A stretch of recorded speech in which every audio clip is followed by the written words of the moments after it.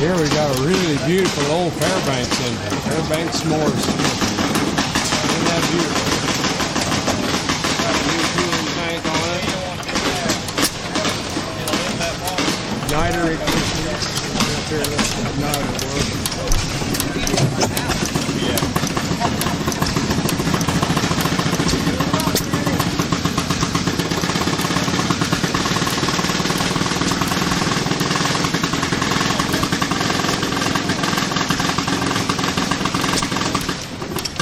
Really interesting thing about this igniter, you look at the igniter, the rod that pushes that, it's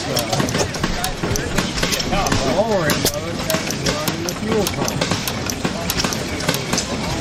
Got the camshaft there. The camshaft there is working the igniter and the fuel pump. You'll notice there on top of the fuel pump